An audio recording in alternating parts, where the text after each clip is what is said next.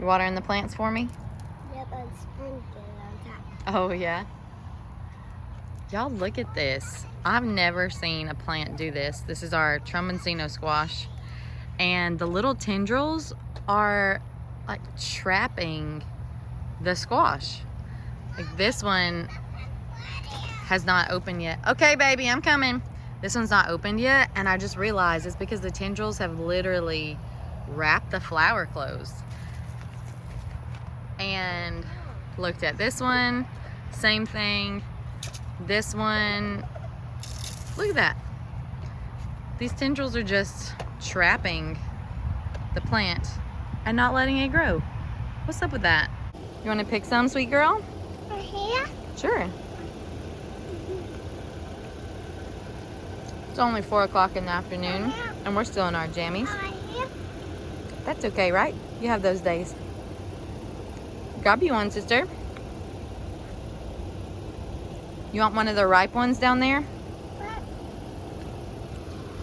Pick the really orange ones. Anybody else have fruit that doesn't ripen all at the same time? How do they get those little ones you buy at the store that are all perfectly ripe at the exact same I time? found an orange. That's Louisiana weather for you. 1.5 inches in about an hour. I need to clean this thing out pretty well. Hey friends, I wanted to show you something that I got today that I'm super excited about. I've seen it for the last few years and just never invested in one until this year. The Tromboncino squash over there really pushed me over the edge for it. I got myself a Roo apron. I'm so excited about it.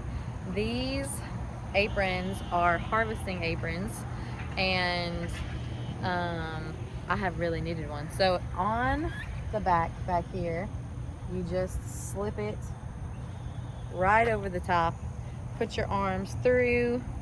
It's got these little ties that you tie it around the back right there. And actually it has a clip. I lied to you. There's a little clip right here that you can clip it on. And this is such a cool thing. I have been harvesting things. This is my first year to actually like have major harvest. And so I'm really excited about it. Let me adjust this so you can see. So with this cool thing, it's got pockets right here. You got one big pocket on this side. On this side, you have a big pocket right here and a small pocket, so you could put like seeds and pruners and your phone or whatever other small things you have in here. And then this part is where you are gonna put your harvest. So it's got these little tabs that will hold this up. You can put things that you harvest here, and there's also like a small little pouch right here. But when you're done, so you fill this up with all your things, and when you're done, you just pull these out and you can drop your harvest onto your table or basket or whatever you like, and it's easily accessible. This thing is so cool. I've been harvesting all of the squash and cucumbers and all those things, and it's been a mess trying to figure out how to hold all those things at one time. Has not been very fun. So I got my Roo apron today and thought I would show you guys and harvest some things for our dinner today. So let's do it.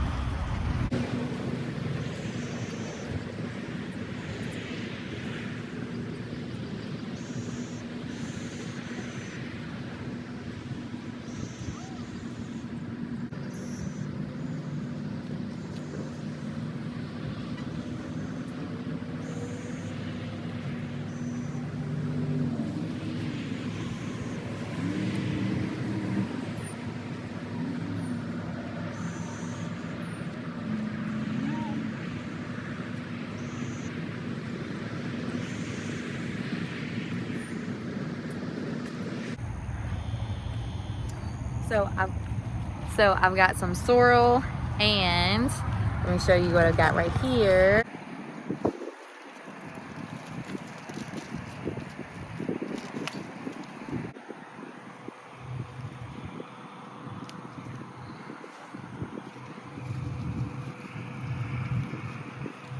I know I haven't pruned my tomatoes I haven't staked them well either.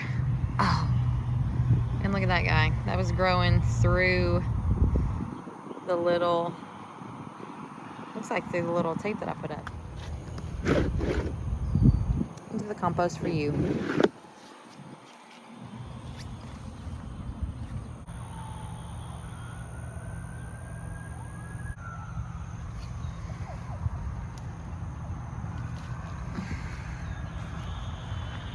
Okay, y'all, so I have some brief trust issues with the garden right now because the other day I came in here to harvest some of these exact cherry tomatoes, and right over there were two little snakes mating. I don't know about y'all, but I do not do snakes. I don't do any kind of snakes, the venomous, the non-venomous kind, not about it. And they were mating for one, a little bit inappropriate with my little girl, and I spent so long trying to get them out of my garden, and one would go this way and one would go the other way. It was not a good day, and then I had to leave because I had to head back into the gym. I was pretty upset about it. This squash is growing all the way from over there, underneath all these plants, and vining out right here and all through there. You can see this is a fine mess right there. Pollinating these was real fun right after I saw those snakes.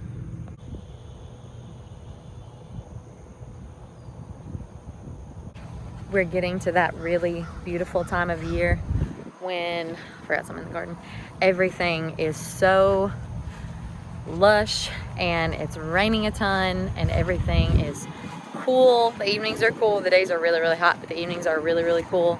And I am loving it. And as you can see, the garden is too. Everything is so lush. I've been waiting for these Sugar Rush peach peppers in here to turn colors, and they're not even close. I need to weed and all of that, but my husband's melon, oh, get off of there. My husband's melon is doing great. The Tromboncino squash is coming down here to meet it, and we have Kajari melons. Look at that little beauty right there. So pretty. Ooh, and that one starting to get bigger.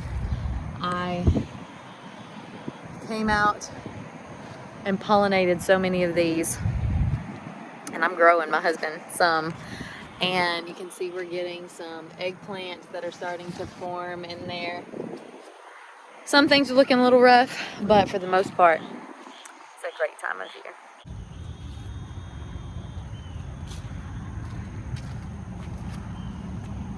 Hey friends, I just got done teaching my evening fitness kickboxing class, and I wanted to share a little bit about this blessing that was given to me the other day. I don't know if you've ever seen this. This is called Morning Glory, and I first tasted Morning Glory when I moved to Thailand right after I graduated college.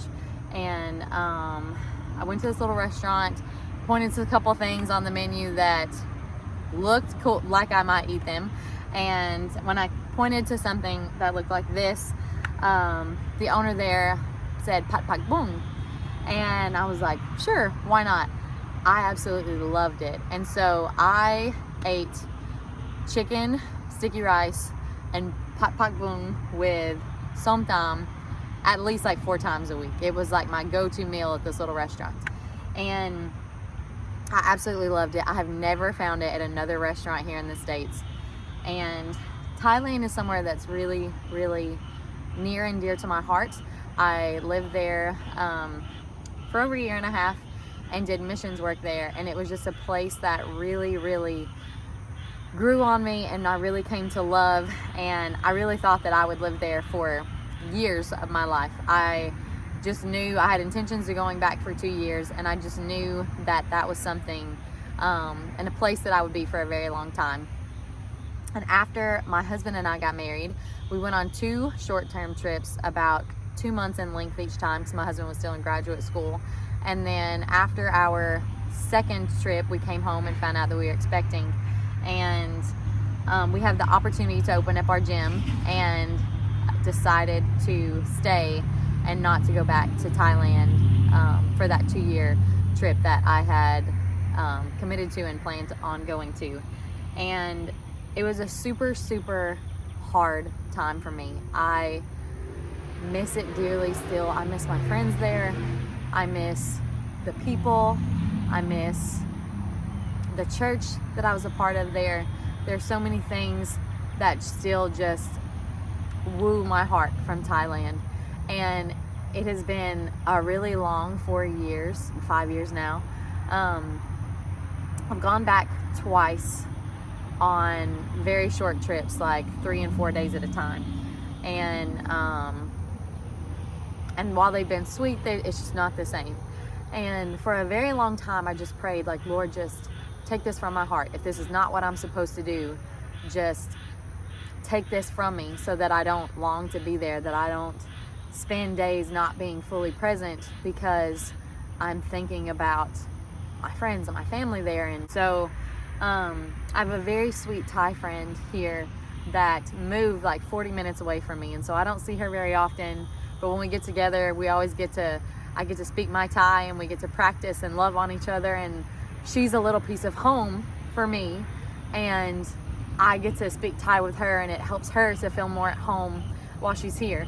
And I was sick on Tuesday, and I got a terrible migraine, and in the middle of the day, and I took a long nap, and when I woke up, this little planter was at the gym with some Thai peppers and chilies and things from my sweet friend.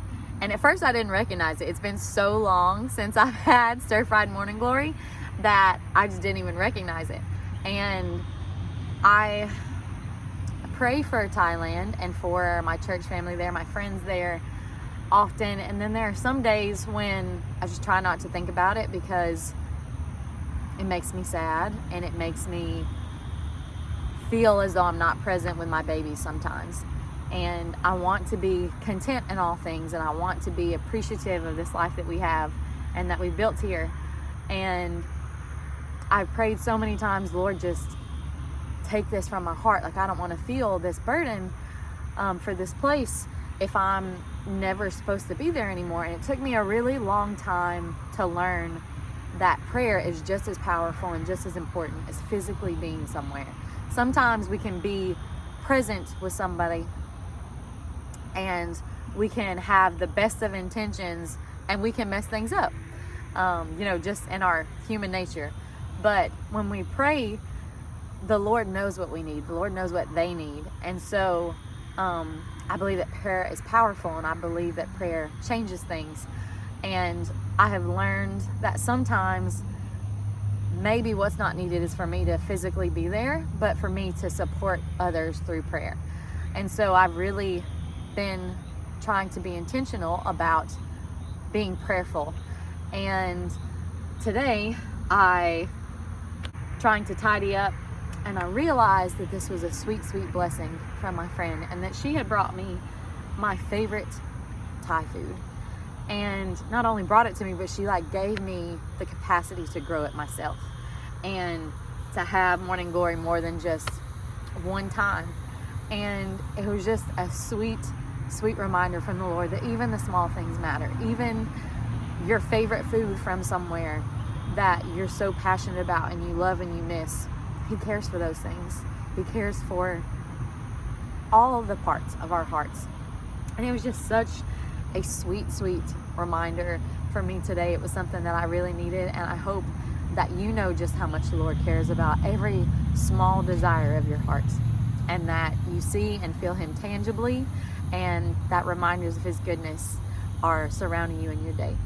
So make it a great day, friends. I hope that you get your morning glory today.